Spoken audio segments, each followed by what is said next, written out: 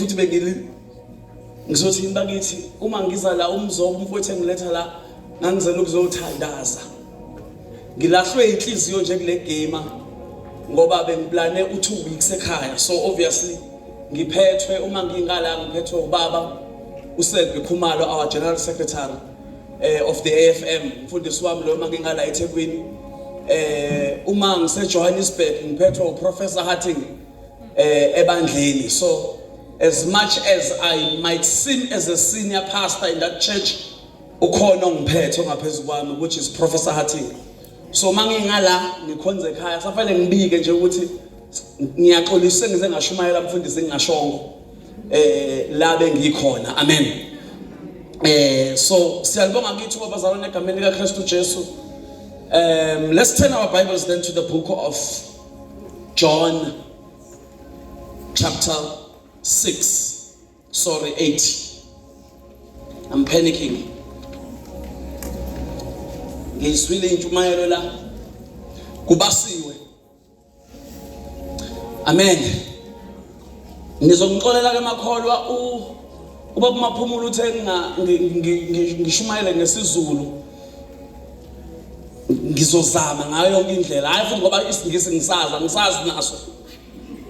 Ngapho komsebenzi uthi la ngikhona khona abantu bako Zimbabwe, khona abantu bako Malawi, khona abantu bako Lesotho, khona abantu base Limpopo, abeSuthu, you name it. So kwangiphoqa ukuthi ngifunde ukushumayela ngesilungu.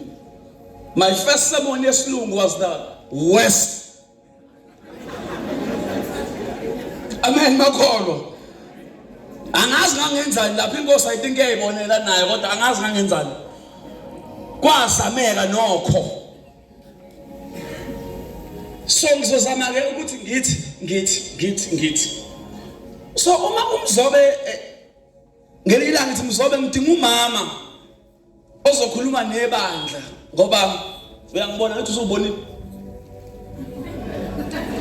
Ngidinga umama ozokhuluma nebandla azongisiza ebandleni ngoba kunezinto abantu abazizwa kangcono abanye uma sikhulunywa abanye omama. Amen makholwa. For the longest time ivangeli belishunyelwa yithina abantu besilisa, and kunama areas la besiba khona very hard ebantwini singaqondi ukuthi abantu besifazane babhekana nani. So kuzobathi mfethu khona umama eMaritzburg. EMaritzburg kaze ngizwe lutho khona ngibaziye eThekwini. Unjani yena athi mfethu usungitshela abantu abashiwo uNkulunkulu. Khona umama eMaritzburg. Ngithi mzobe mfethu. Are you sure at Braham? Ngeke uyisole. Ngithi mzobe. Ngithi ayasimzama. Athi nayi number yakho. Ngithi no fona wena. Angimazi lethe umngani wakho. Fona wena. Hayi kumzobe ke enzeke senze sihlele. Uma sengiyomhlangabeze airport. Icwile inhliziyo yami. Ngithi mzobe segoli mfethu la.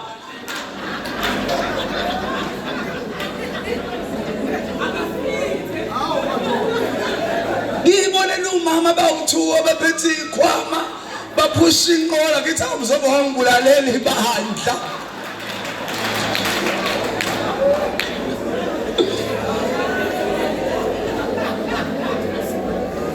Athi mzobe mfethu ngicela ungithembe mfethu. Athi buka manje ukhuluma nobaba. Ukhuluma umzobe wayikhuluma baba uyikhaya. So uyamtshela baba uyikhaya ukuthi uzohlangabeza umama ubani. Athi uyabona mfethu lo mama waziwa ngisho uyikhaya. Hayi ke kulungile ke sihambe ke. Siye kami sihlale kami. Day 1 ngihlala lapha ke mina emumva enkonzweni. Ngihlale kanje ngithi Jesu Awe manami Nkosi.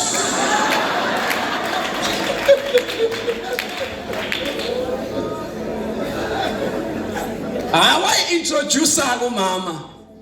Hayi ngizwe ukuthi okay umama. Day 2 walizwa ibhanothi hayi khona liyakhona. Sekuyimina manje ohlelo for samabhandi. Khona siyakhona manje. Sathi sithi day 5 ibandla lonke laselikewula.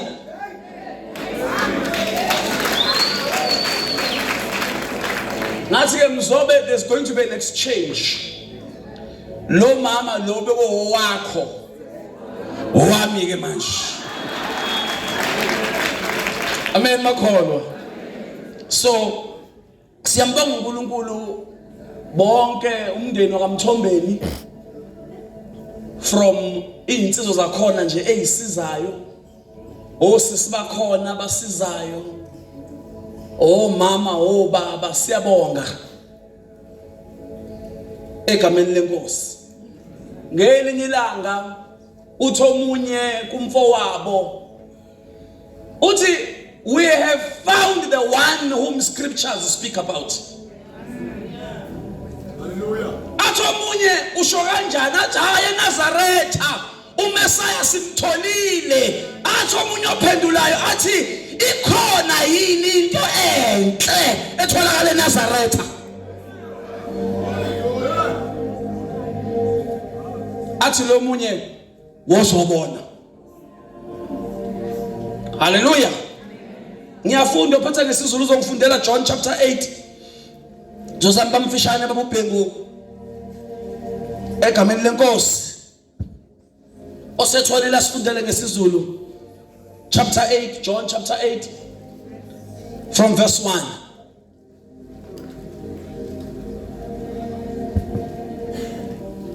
Lifikile ivangeli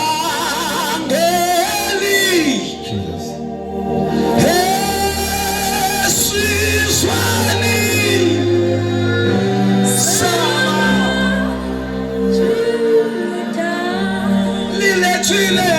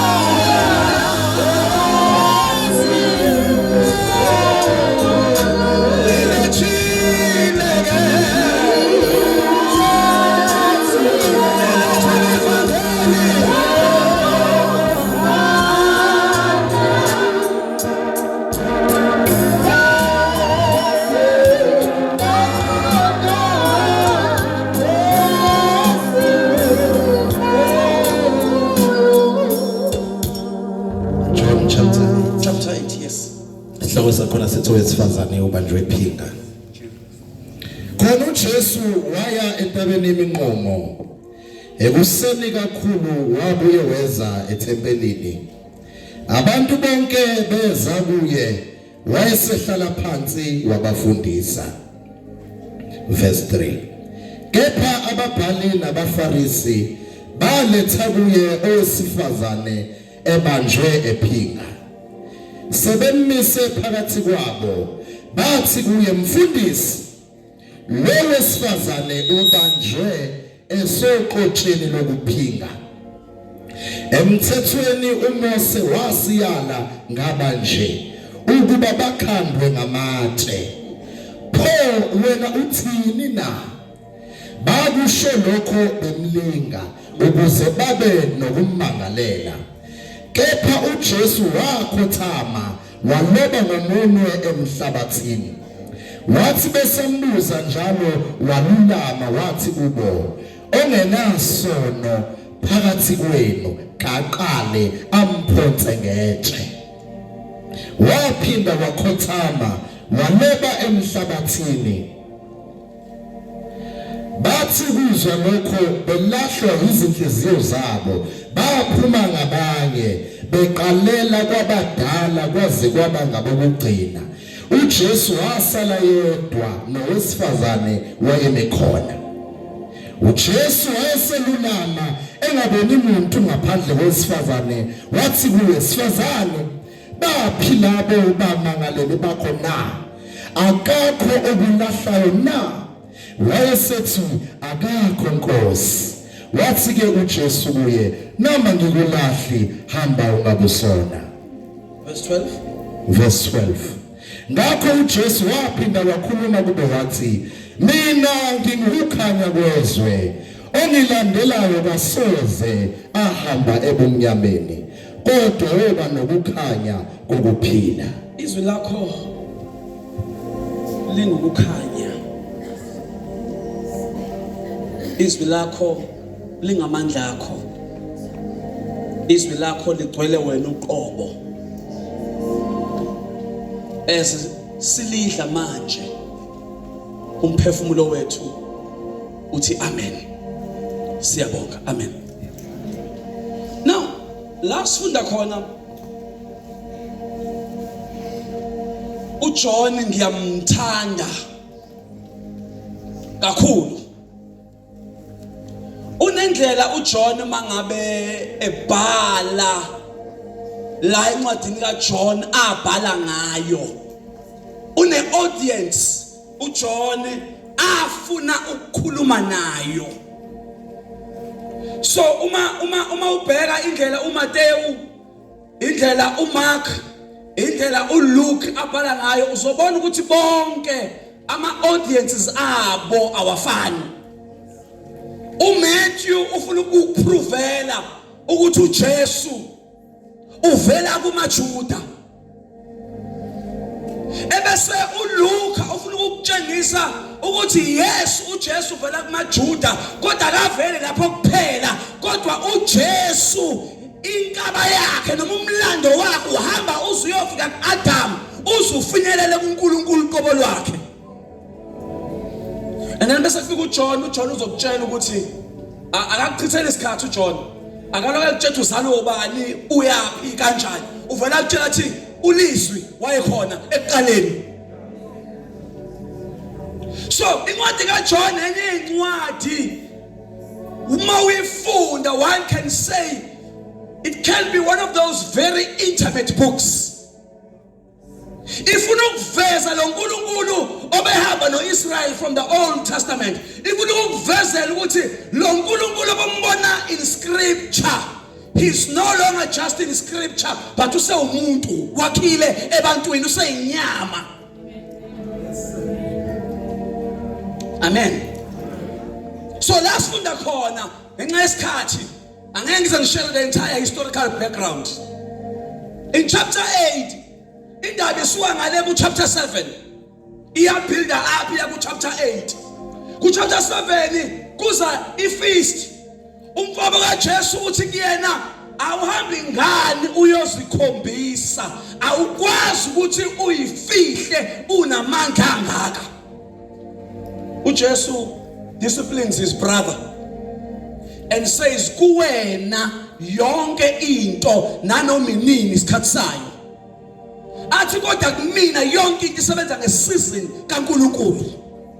Akusona isikhathi sami sokuthi ngiyovela lesi.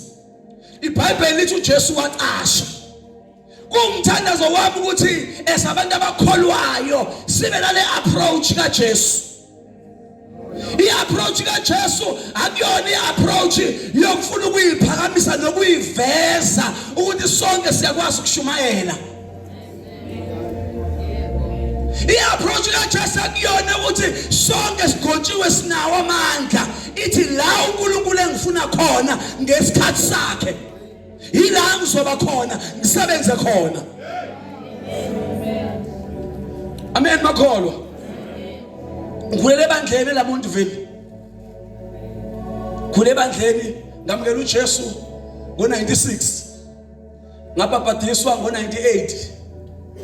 Manje uma ngamukela uJesu Bengimamunga uJesu ngisakhonza ebandleni lami. So bengikhonza kabili. Bengiye ebandleni lami ngiyisikhonzi khona. Sibona isikhonzi.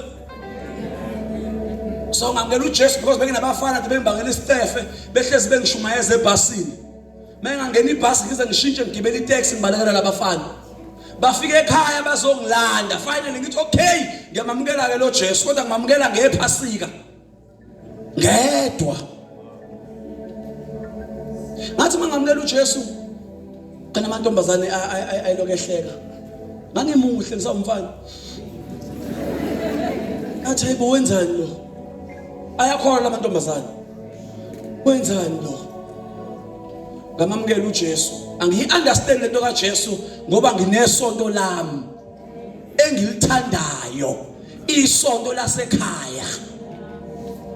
So ngiyakhonza ngala, ngiyakhonza ngala, ngiyakhonza ngala, ngiyakhonza ngala. Ngalezo iy'nsuku i-God's army was in its 8 days. So ngilandela ne-God's army ngala, ngibuka amandla kaNkulunkulu ngala. Uma kukhona amadimoni esontweni nangu mina sesiyawakhuza. Ngenza exactly into engiyibona yenziwa u-NJ.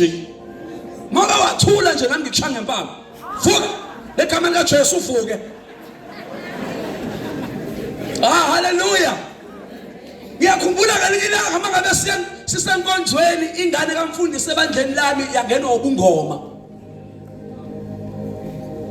Sithandaza. Angazi ubani labo brother angihamba nabo Nciko owaluma ingane indlebe sithandaza.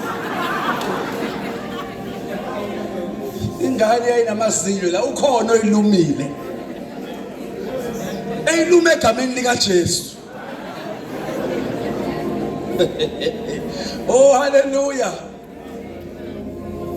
Inimaleke ingane manje lapha emthandazweni kababa uSithole khona into esiyikopelile ethi ngikhulula inkemba. Khulula inkemba kamoya. Kanti ubaba wengane nangu la. Njoba siyithandazela. So sebayo reportwa ke labo brother eFaith Mission ngoba abase faith bona. Mina ngowala mina ngikhonza ngapha la ngapha. So njoba izinto sezizimbi ngala sengibuyele ngala. So sihamba nomfundisi nami sengiyigundole lakhe hamba ngemuva angazi lutho. Mangifika ngale kanti ubaba ukhumalo useyangazi athi awuncebe. Ngibhekisele ngishaya ngibheka into engayazi. Ngoba umfundisi wamanje yilo. Umfundisi eyabuza athi ngiyakubona kokuthandaza. Athi ingane yami I think linyazwe ile nkemba. Yini le nkemba kamoya ebikhishwe enganeni? Ngifuna ukuyazi ngoba ingane yami ilima indlebe manje ile nkemba. Ngahlala abazalwane ebandleni 2 years ngistrugglisha. Ngala siphuma singena 9 siphuma ngabo 11. Ngala inkonzo khona iqala ngo11 ayipheli. Ayipheli inkonzo yalakithi. Aw amen. So ngiphuthume ngekho ngidlalo umdlalo for more than 2 years ngidlalo umdlalo. Into eyangixosha ebandleni lami kwathiwa ngintshontshe imoto. Ngaphuma kanjalo. Kwangisiza impela. Asikwele ndabeni yakho kuyakhona. La sibona uJesu uma ufunda aphuthuma uyofunda the last verses ku chapter 7. The last 2 verses ku chapter 7. The last 2 verses ku chapter 7. Ngifuna ubone ama struggles kaJesu. Uzobona ngifuna ukukhombisa ama struggles akho amaningi abantu abazofuna uSathane abaningi akubona abantu abangakholwa. Isihloko sakhona sithi izikhona sifuna ukumbamba uJesu. Yes. Verse 52. Baphendula bathi kuye, kanti nawe ungaseGalile na? Phenyisisa ubone ukuthi akuveli umprofeti eGalile. Ayakho umprofeti eGalile. Akekho umuntu ohamba noNkulunkulu eGalile. uNicodemus lo obuza umbuzo. Ukuthi singakwazi yini ukuthi umuntu simhlulele engayanga enkantolo. Sekukhuluma abaFarisi. Bale singakwazi. Funda baba. Last verse. Yes. Base behamba kwaba yilona lo waya ekhaya. Yes. Saniphelile. Yes sir. Now, uma bonke behamba bekhaya, usuyatshela uJesu after ama struggles abhekane nawo, usuyatshela uJesu ngale ngathi bonke bonke beye emakhaya uJesu akayanga ekhaya.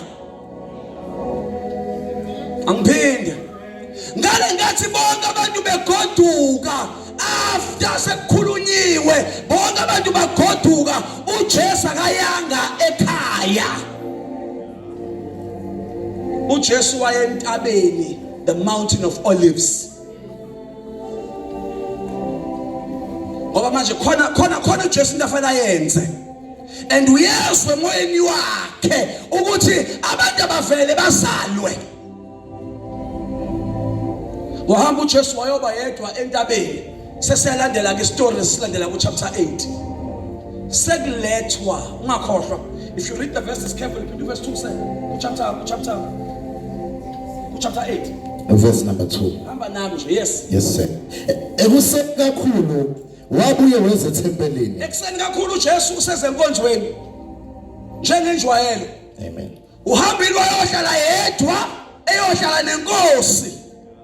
Useyabuya useyesixukwini. Impilo kaJesu leyo. Fanele ukwazi ukuhlukanisa ukuthi awuqhamuke sewuzovela. Noma ngabethi umsebenzi mncane kanganani, noma ngabe thi umsebenzi wokudlala insimbi. Awuqhamuke sewuzodlala. Kunesikhathi lapho lekhona uqashe ube uyohlala nenkosi ngoba kuneyingoma ekufanele mawuyidlala uhambisane nebeat kamoya. Hayi beat etrendayo. Ake ngitshele story nje. Ithomoya lesishawa esiwumdanso. Mina amaphumulo yangivuse kufeni. Angiphinde. Ngo98 ngaphuma emzimbeni. Hayi ngoba ngihlwithiwe. Ngaphuma emzimbeni ngoba ngishayiwe ngazi ngishawe ngani. Kodwa kwakumhla ka16, 17, 18, 19 ngo26 ngahamba emzimbeni. Uma ngisalele umzimba ufuna ukuyobanda. Uthi uma kwaphuma iphimbe lithi kumina hamba uyobiza umama uChiliza. Khona ugogo lapha ethi uChiliza eLamonti. Angikaze ngimbone. Ngoba wayesephumile ebandleni. Hamba uyobiza leyo mama. Wahamba umama ethi uvela ngewindi kuqhamuka ingane yaka next door. Umama uChiliza. Ihamba ingane ifike imbize.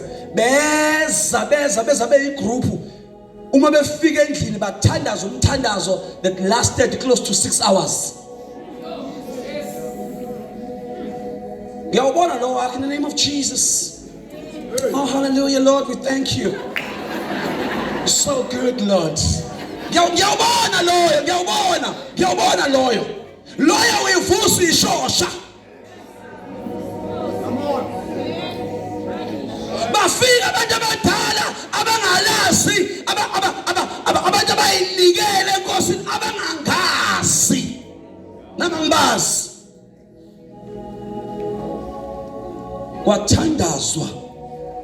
Kwathandazwa uthi uma umzimba wazi waqala wafudumala kuthandazwa.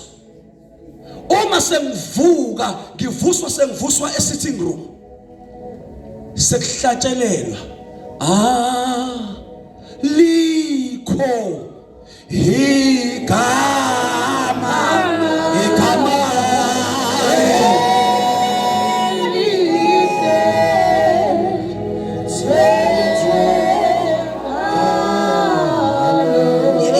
yengahambi ke kanje. Uma ngabe wabezwa abantu base Eastern Cape behlabelele yayihamba ngaleyo ndlela leyo. Ihamba nje. Uma ngiphaphama ngivuka abantu bayangirawuda bayathandaza.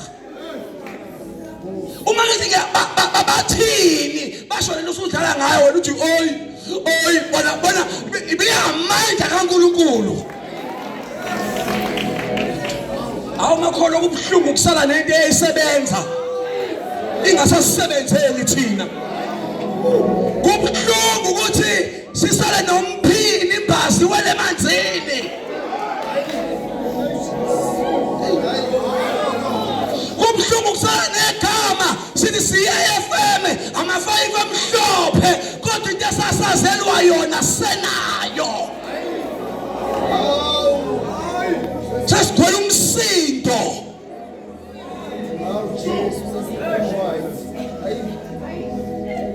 Awumsindo umshintsha umuntu.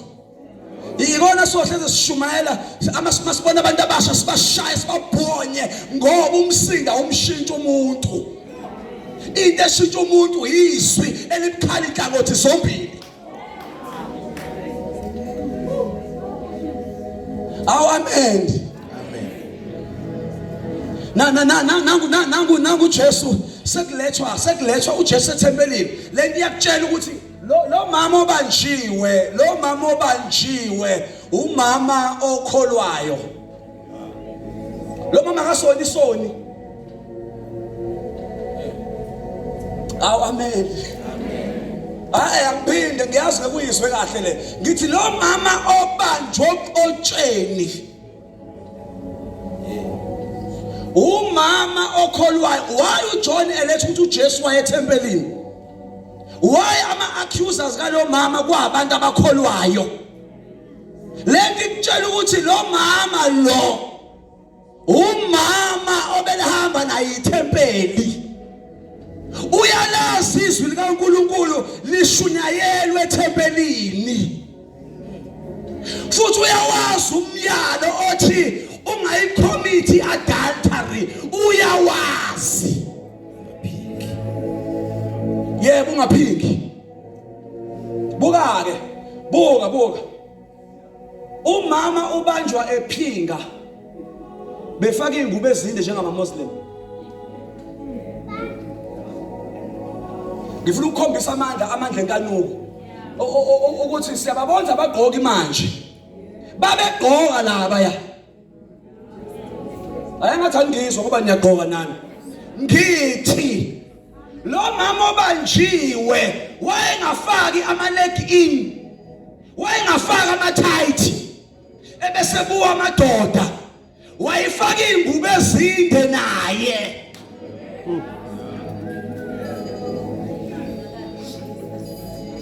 Ayikho iphathi yomzimba yakhe owuvela kodwa wayithole uphula umyalo kaNkulunkulu. Baningi abazwile intshumayelo la. Abantu abazosinda la yilabantu abezwe izwi bese beyalonda. Athi obhalayo kuma-Psalms, how can a young man keep his way pure? Akushiwo ukuthi athandaze adlule izwi.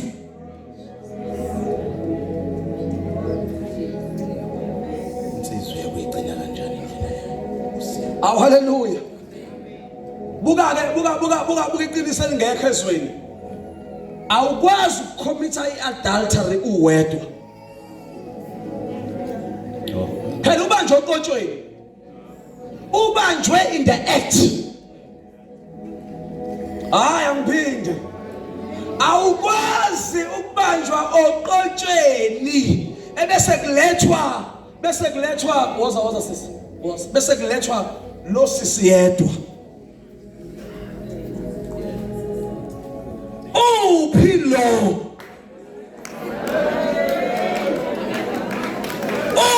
Philo banjwe naye. Angiphinde. Bazalwane anikwazi ukusilethela umuntu oyedwa ngoba nako eseqhamuka nesisu. Philo.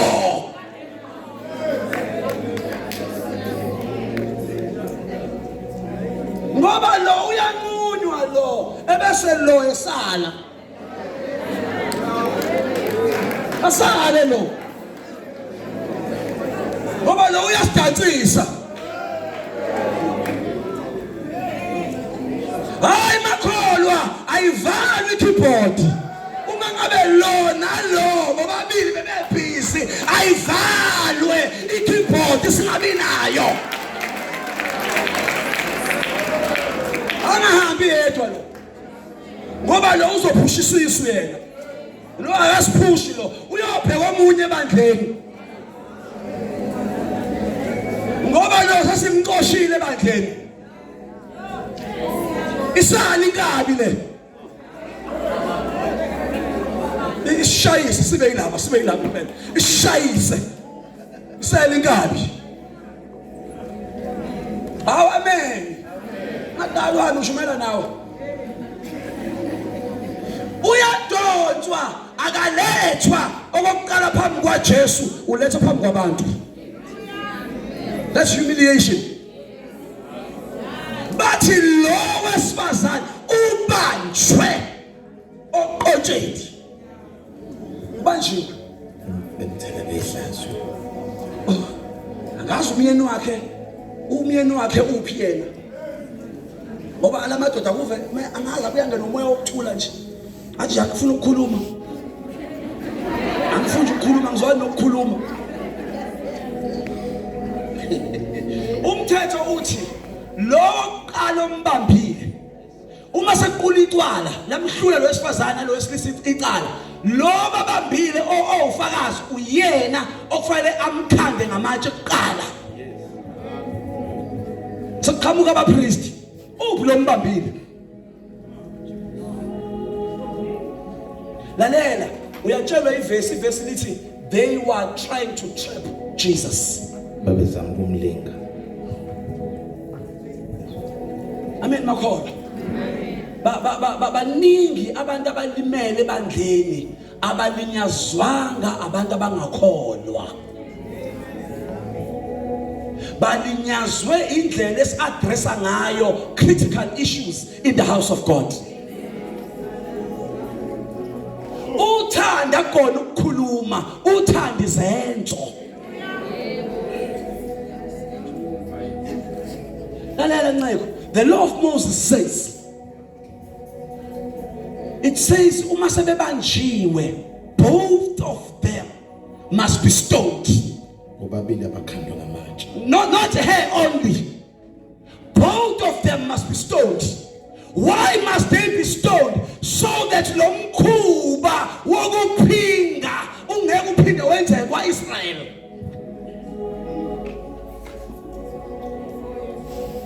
Amen. When they brought her to Jesus, they dragged her. Whether they dragged her on the floor, I don't know, but they dragged her. Two, we are calling she's face to face with death sentence.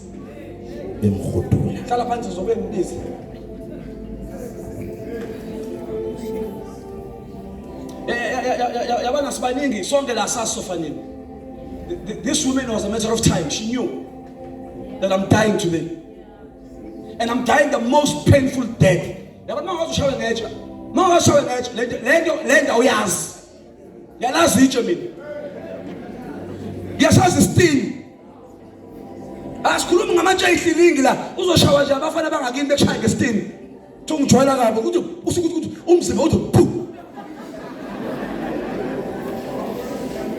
Mama ushawa ikhanda kube ngathi khona ehlukanayo la ekhanda ongayazi kahle isimo sani nango wesifazane. She's so fragile. Angazi noma she's tiny okungakanani ngomzimba, but la madoda izwa akholwayo eza ngeBhayibheli athi umthetho kaMose. Lalela umqondo la bafuna ukuthola uJesu ofunwayo, but they don't care what it cost to get into Jesus. Ampinde abanendaba ukuthi kukosta impilo yalo mama lo ukuthi bafinyele kumbulela uJesu, as long bona bembulela uJesu. Ngalo ukutshela ukuthi uJesu okuwena is too pricey, and uSathane will do whatever it takes ukukhipha ekholweni. Anenza noma yini. Ayeke nabuhlungu njengokuthi normally will say this words, baningi ade sinabo abangasekho la sikhuluma ngabantu abafile ake sikhulume ngento ke ethe ukuba a bit real baningi ade sinabo la ngo2019 abangasakholwa why bafika emthonjeni badlalela ngasemthonjeni bangaphuza emthonjeni la in the book of John kunabantu abangafani. One, you get the Samaritan woman. One, the Samaritan woman uzithola ekhuluma noJesu ebese uJesu mesafuna ukungena kuyena uJesu hambona nendoda yakho. She says, I do not have. Athi uJesu uqinisile. You are right. Owesibili wesifazane sibabonayo uMary noMartha. Oyedwa according to Luke uthi wayehlala enyaweni zika Jesu. Omunye I'm sorry wayipheka ekitchen. Ngibindi. Omunye wayebhise ehlele enyaweni zika Jesu.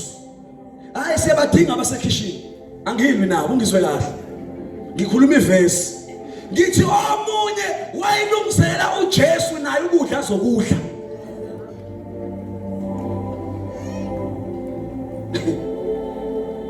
Uthi mayicomplain lo sekitchen ukuthi hayi mina ngibhizi ngilungisa ukudla awubheka udadewethu wenzani ebese uJesu Martha you are concerned about into zezwe usisi wakho ukhethile isabelo angeke usiphucwa umuntu isiphi isabelo sokuhlala enyaweni zika Jesu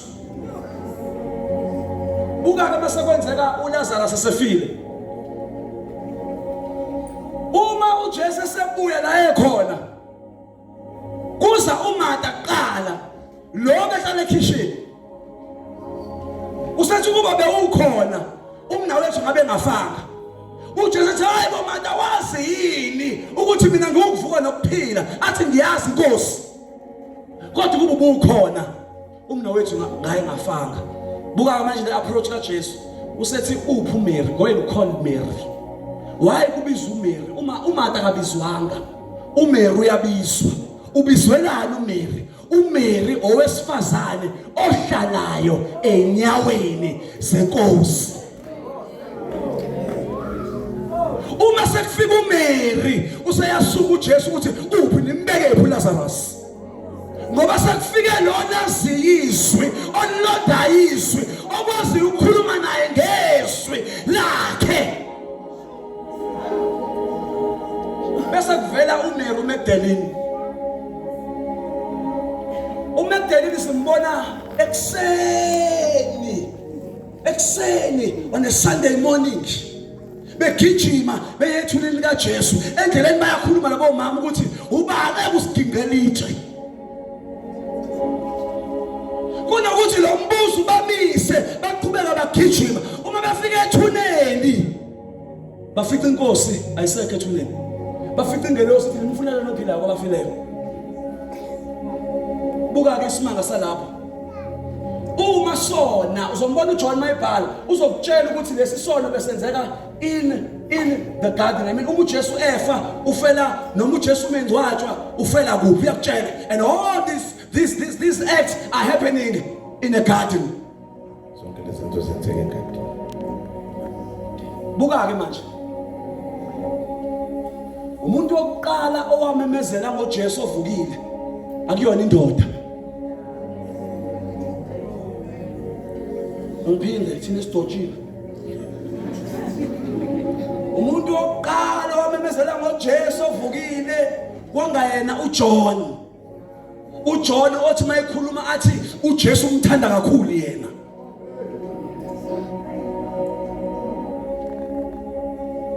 uMagdalene uyagijima uya koJohn la beqashe khona uthi hey iNkosi ivukile ayisekho ethuneni bangamkholwa bamshiya bagijima kuba ngwayini message ikhishwa uMagdalene uMary ingoba sangena esonweni ngolimi neconversation yowesifazane nenyoka uma sekuzolungiswa owesifazane neNkosi okhulumayo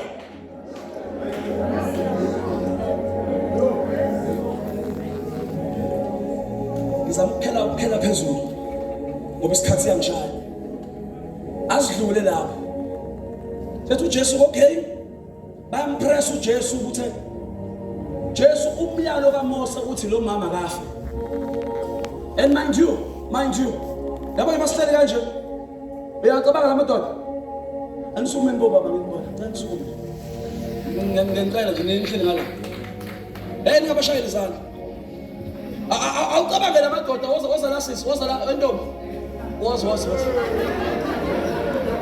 awumela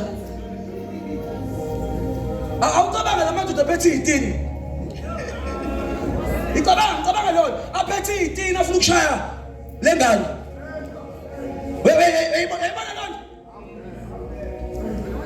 weyibona hayi bo lento isenzeka la mazwe lawa amandiya iyenzeka leyo nto cabanga ngoba umkhisi cabanga ngoba umkhisi phethe isitini cabanga uyabona nje esomshaya uzohamba lo uzoba unconscious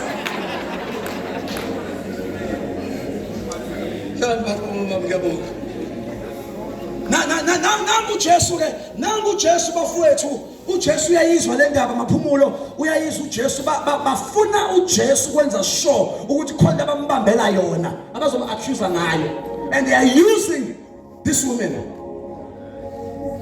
sethi uJesu ngoba ngifuna ianswer ushona phansi kwenziwani phansi the Bible says he goes or the Bible says igama lithi uthule dust uJesu begins to write what he was writing we do not know and awukwazi ukusitshela ukuthi umbulelwe ngoba khona umunye ozayo emva kwakho nawe uzositshela asasi he kept on writing bamlinda bephetha manje khuluma ndoda wathi wena uJesu wabhala uJesu finally he spoke ungakhohlwa the Bible says when he wrote using the finger and every time you hear about the finger uthi uJesu mayikhuluma namaPharisees uthi uJesu now I want you to see something in the text uJesu abantu njalo abalwa naye amaPharisees namaSadducees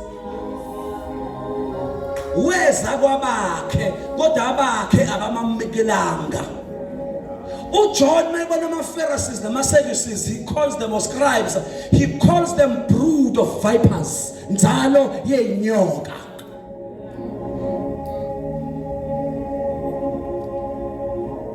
sijule kancane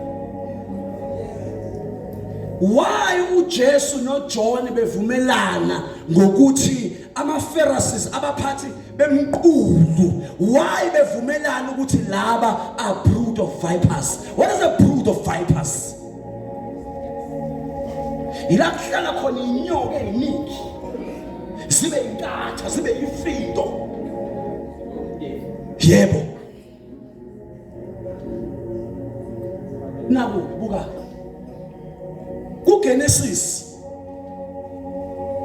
umuntu noma isilwane sasihlakaniphile kwakuyinyoka kunazo zonke sakhuluma owesifazane wathatha wayonika indoda yayibona indaba wasekuphuma ikhesi yathi owesifazane uma eyoteta uzozwa inhlungu ebese owesilisa uyohamba yosebenza umhlaba usuveze manje ama-thorns ebese wena nyoka uyodluthuli angizwa yabona phela ngikhulumela phezulu wena nyoka uyodla ini okay ake ngibuze kambe thina sakhiwe ngani niyayizwa lento thina senziwe ngothuli uma uJesu eyobhala alisho iBhayibheli ukuthi waye enhlabathini. Lithi wayobhala othulini in the Greek. Yini othulini?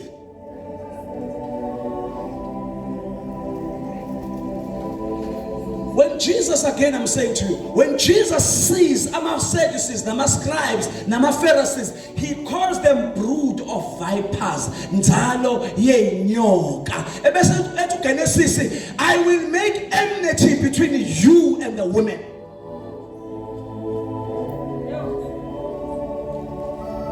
Wena injalo esifazane yokuchoboza ikhanda. Ngizweni makholo, sengiyaqeda. Injalo esifazane yokuchoboza ikhanda. Kwenzakala nekhanda. That's an area of reasoning. That's where we make decisions to sin.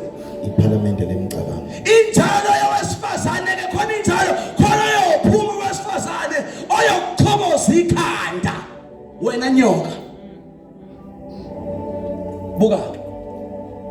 USathane uma ekhuluma noEva wasebenzisa izwi likaNkulunkulu wase yalitwista.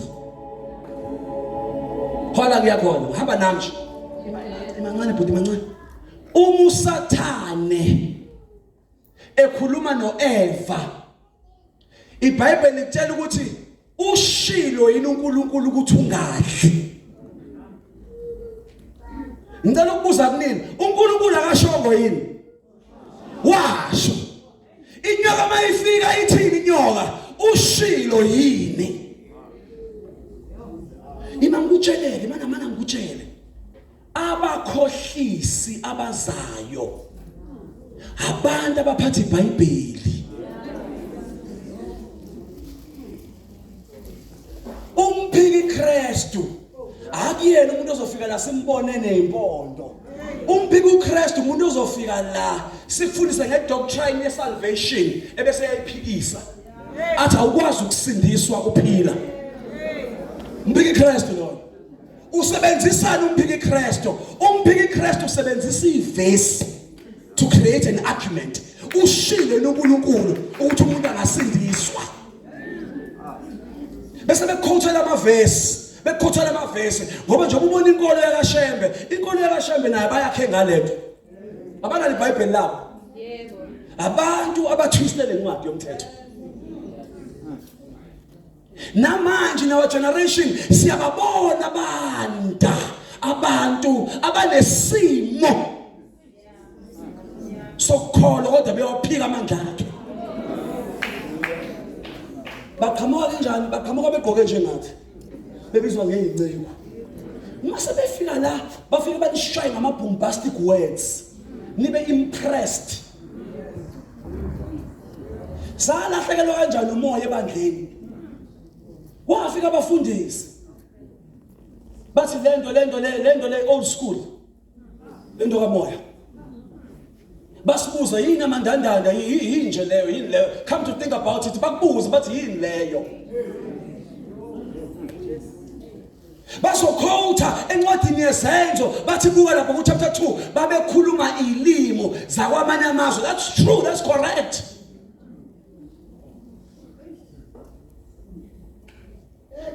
Bazofika bezokhuluma izwi eliphambanisiwe iyona njalo yenyoka ke leyo. And guess what babubhemu? Into ezokwenzeka sizokwenza iphutha ngoba sizobashumayelisa emabandleni. Bane influence bayathandwa. Mama kushumayela bona kusukuma wonke umuntu endlini. Hallelujah. Yabona manje awusezwa ukuthi siyongena ezulwini emva kwenhlupheko eziningi. Wonke umuntu manje ukhuluma ukuthi fanele sicebe.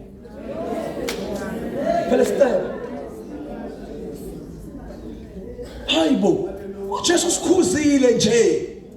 Wathi mawufuna mina shiya konke sidele and follow me. Uthi mangaba ukwazi ukwenza lo, you khona. But sinabantu abathandwayo noma uvula iTV ufuna ukuyakubona. Abathi this is your morning. Thina uNkulunkulu uthe this is the day. La abathi this is your morning. Yini esokwenzeka namhlanje angazi bazokutshela bona ukuthi today is going to be your best day. Bakutshela bathi live your best life now. Balapha ku TV abangani benu.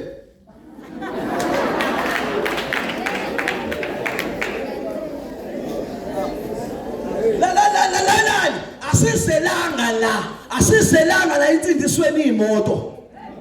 Aselanga lokho la. Sizela siyadlula emhlabeni siyezulwini la siyakhona. La buka ngihlezi batshale bandleni by default abantu abaningi abalaba besifazane abaningi abala aselanga la uzoshada. Your blessing, this is your year. This is your year. This is your year, Lord. This is your year of great things. Lalela, basitshela kanjalo, sashonelwa. Abanye balahlekelwe imisebenzi. Bethe I receive, Papa. I receive.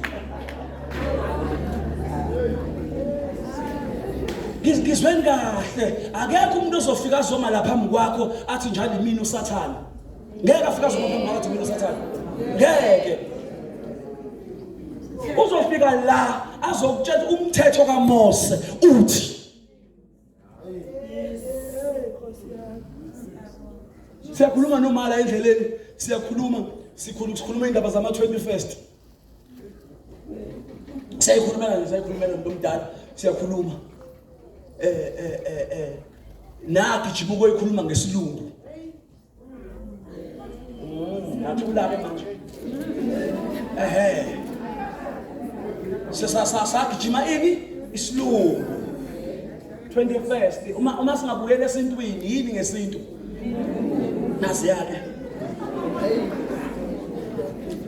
naziya and iBhayibheli ithini singaneqisa emlilweni lisho njalo iBhayibheli mase ngikujombise elifini ngithi hayi ke mntanami usumdala jomba Tuna 21 you can make your own decision emzini kababa ukholo phela wena uyindlu ukwisakhiwo sikaNkulunkulu esakhiwo sikaNkulunkulu awukhuliswa umzali wakho ukhuliswa uNkulunkulu ukhuliswa izwi lithini izwi khona bahamba nje obehla manje baya emadilini babiziwe bayothandaza baya emadilini bayothandaza base bakutshela bathi siyazi ukuthi vele usindisiwe woza nje usivulele ngomthandazo uvulani ngomthandazo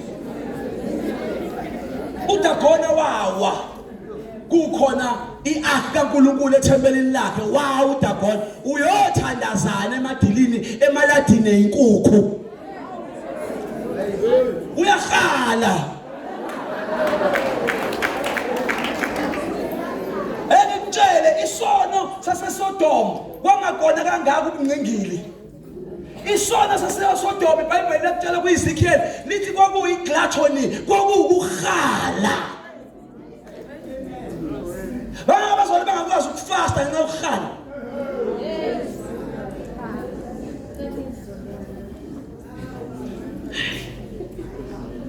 idoctrine wonke umuntu lemnyango lokuthi doctrine mawujalalela doctrine ayikhona abadukisi lapha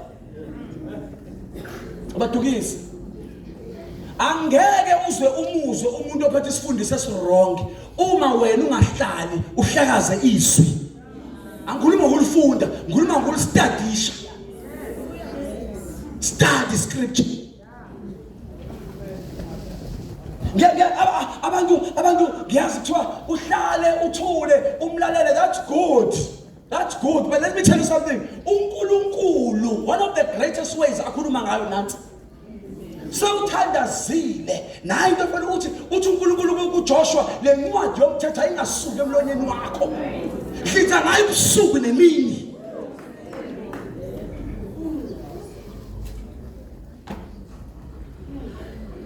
imagine you spend the whole day. Maphumulo, one of the reasons we had a charger center, it's not because abantu bafunda amabhayibheli lapha emafonini. Social media. Bangathi ubabonile bephethe amabhayibheli befunda after inkonzo bafike bahlale betshise. So your poster, wow, the service was powerful. That's not the message though. The message was powerful, not change you. Into ezokushintsha ukwazi ukukhuluma kaNkulunkulu. Then will come a time la iBhayibheli sophucwa khona sizophuca iBhayibheli. And uyabona siyangejubane lapho manje. Ake ngikutshela, I think uyayifunda indaba. I'm assuming. Government wethu is busy in the process of making for abantwana i-toilet eliyi-1. Abesilisa abesifazane, more especially kuma lapha ema crash nasema primary school. Ukuthi ngabahlukanisa abantwana. Kuphushwa i-agenda manje. Ekade bayiqala.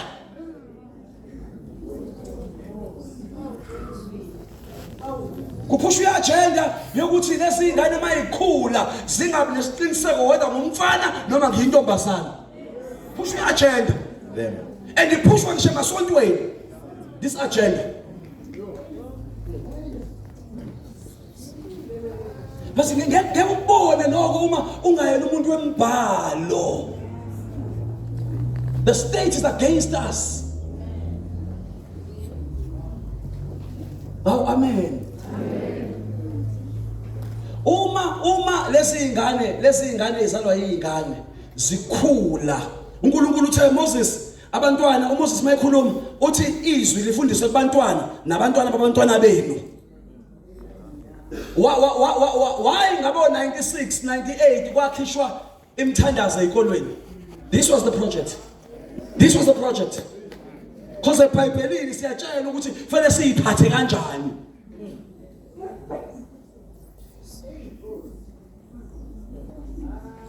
Naye kiswinduko ethiwa ngayishayi. Naye nathi bazoyihenga. Sibayekeni bazoyihenga.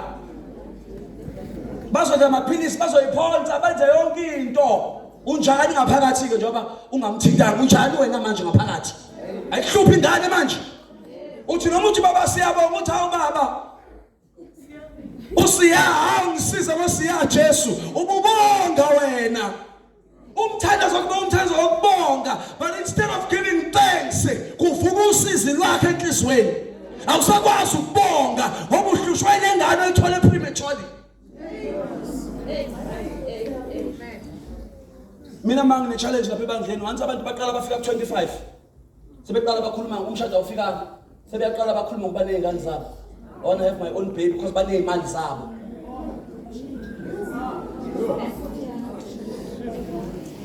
From 25 kuya phezulu kuya ko30. Abantu they want to abandon scripture. They want to abandon the way of living according to scripture. Busu David ngengane zokutshela. Ask David about abantwana. As much as he was loving God, ingane zakhe rape enye abulala bekumusi wendoda ethanda uNkulunkulu, but le ndoda inenkinga.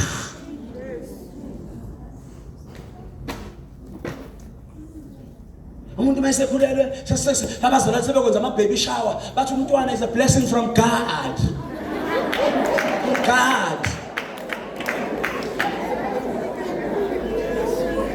So promoter. Yithi laba sesithenga ama gift, umuntu akashadile siyothenga ama gift.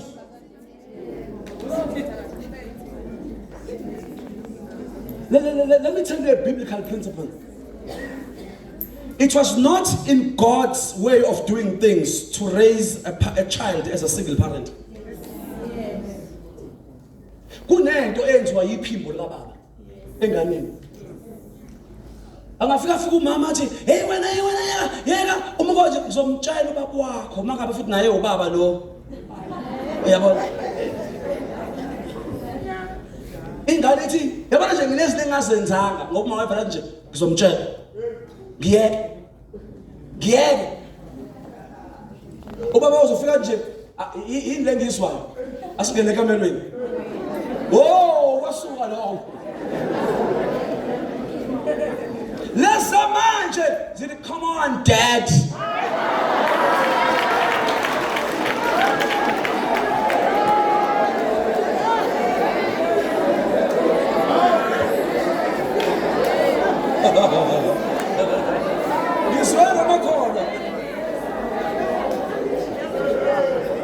you and I are going to be in trouble in the near future. You abandon this. Uma nisuka la. Uma nisuka ngizwe kahle. Noma singavutha kumoya. Uma sisuka la. Amen. Ngisho umoya ngcwele mayifika uzokwenzani? Umoya ngcwele mayisefikile is coming to glorify Jesus. And Jesus is the word of God. Zodumisa uNkulunkulu into Jesu yizwi likaNkulunkulu. Why now singabona ama miracles in the church? Abantu abadingayo. Akuve shumayela, honestly siyashumayela. But how often do we preach of Christ? Sishumayela kangaka ngoKristu. Ngikhuluma ngoJesu. uJesu will demonstrate signs and wonders only if his name is lifted. Hayi ndumisweni. Ngithi if his name is abantu befundiswa ngoJesu. Abantu abamazi uJesu bakhona abamazi uJesu. Abantu basindisiwe abamazi uJesu. Mawungathi nje ake sikhulume ngeresurrection. But have got no clue. Bayazi uJesu wavuka sekupheleni. Wavuka. Vukile. Yeah, what is the meaning of the resurrection? Isho ukuthini kuwena as a born again believer ukuvuka kaJesu abazi.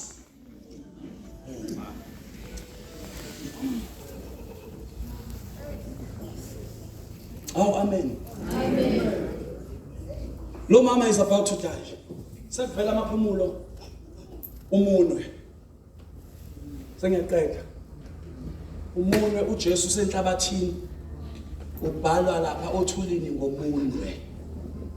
The first time I heard about the finger kaNkulunkulu is Egypt. uMoses ebhekene nabathakathi bakhona. The magicians, the wizards, wonke abakhona. uMoses ephendula amanzi eba igazi nabathakathi baseGibhithe bakwenza lokho. Ngizweni kahle ngizweni. Labafana abagcwele eThekwini laba siyahleba okhehlelezi. Bayazenza lezi zinto lezi. Zikhona eBhayibhelini uMose wenza benza. Amandla omnyama are real. Naka Jesu are real. Labantu bakwazi ngempela ukungena emanzini, baye emanzini bayohlala bakhulume nenyoka, bayakwazi. U3 minutes mina ngisemanzini ngifile. Noma ngene eshaweni ngithi 1 2 3.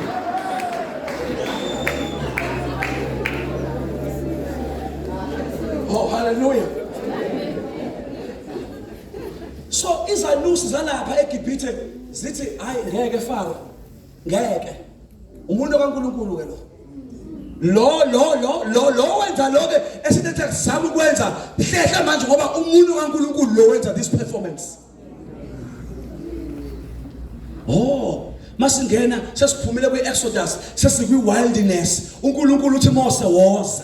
Uma ikhuphukela entabeni kuyobhalwa imiyalo kaNkulunkulu. The Bible tells you ukuthi uNkulunkulu lemiyalo ematsheni wayibhala ngomunwe wakhe.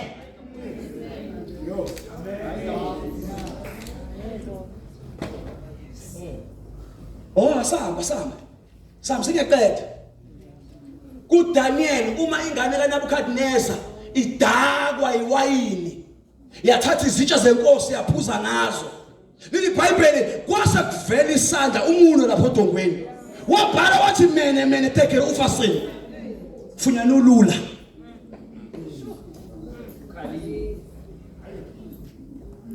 Yabona umuntu kaNkulunkulu uyahlulela umunwe kaNkulunkulu uzohlulela. Ngizwele nakho uma uJesu eyobhala phansi uJesu uyahlulela abaFarisi inzalo yeinyoka.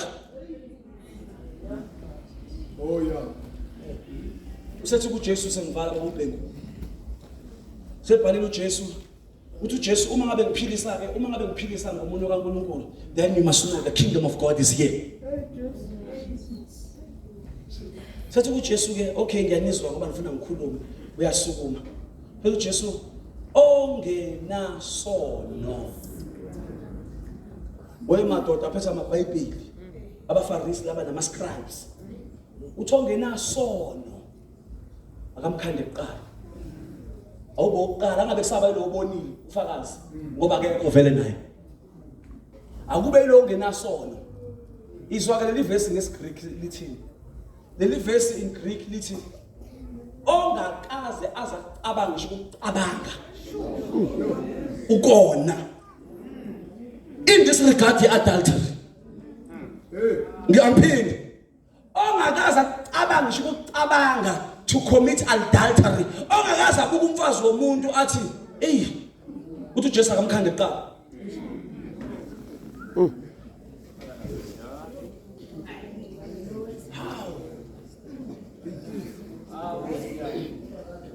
Ngiphinde ongakaze acabange. Ongakaze nje acabange. Ngiyazi wena mawuthanda zasaphenduka. Awusasho ukuthi ngiyaphenduka la. Sonile ngokucabanga ngokukhuluma ngokwenza ngokuphutha nangani. Awusakusho lokho bona uvela ungene ndumisweni. Uthi uJesu ongakaze nje acabange. Cabanga ukuthi khona nama teenagers ayezo witness nokufa lo mama. Ne teenager lithemba ubaba walo. Ubaba walo uphethe isitini. Ubezoshaya. Setho akaze acabange awuqaleke wena ushaye. Nanangu baba naye sethi hey. Oh.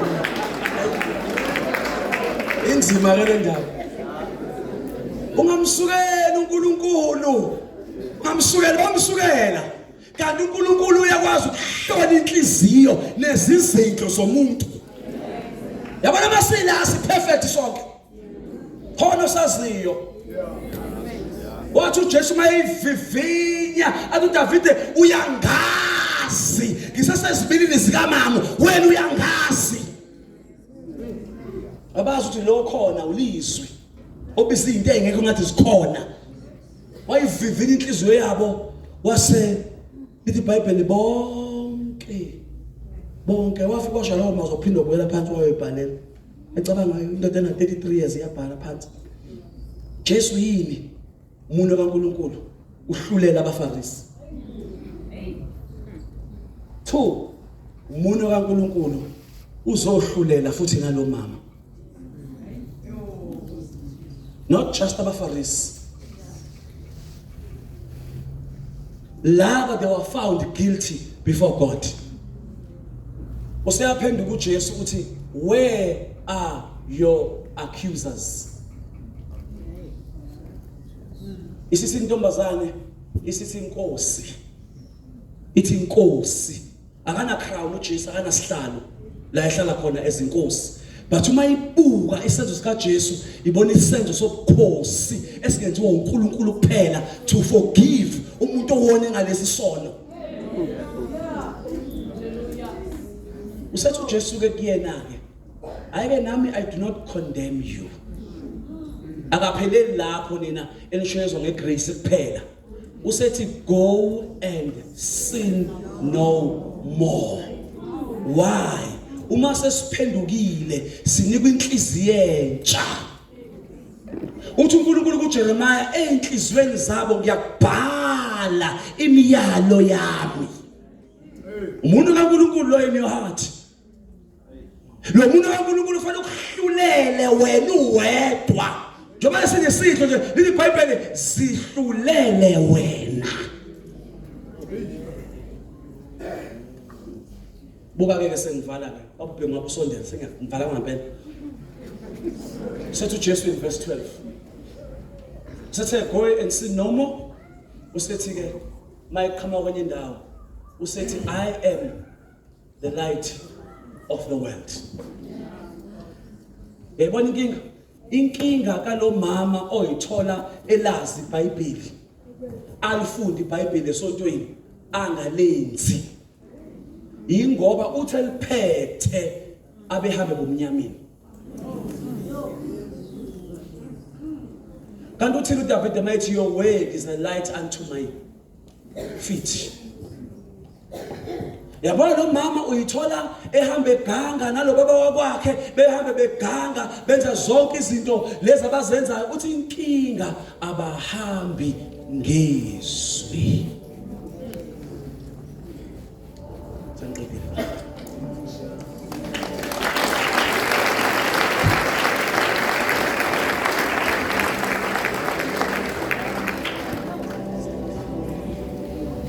Siyabonga baba wethu izwi lakho elisifundisayo, elisiphuzayo, elisiyalayo liphinde liqondise indlela yethu. Siyabonga baba namhlanje uNkulunkulu wethu that you are aligning us uNkulunkulu wethu ngalokho ufisa ukubona kulesi sikhathi ngebandleni lakho.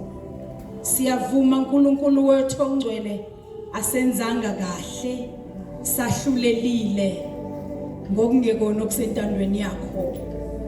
Egameni lika Jesu Kristu we come before you as your church. Oh Father, egameni lika Jesu sithethelele ukona kwethu. Egameni lika Jesu sithethelele amacala ethu. uNkulunkulu wethu sonile ngokucabanga, sona ngokukhuluma, sahlulela abantwana bakho abanye abasekho kule ndawo basebumnyameni ngenxa yokunganakekeli. uNkulunkulu wethu omuhle siyavuma izwi lakho namhlanje enhlizweni yethu.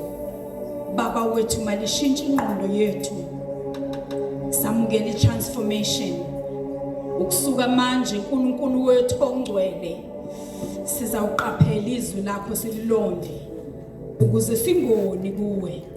Egameni lika Jesu busisa umkhonzi wakho uNkulunkulu okhulume ngaye, uqhubeke umgcwalise ngokuhlakanipha kwezwi lakho. Thatha udumo keNkulunkulu uqhubeke usisole ngalo noma sesingasekho kule ndawo.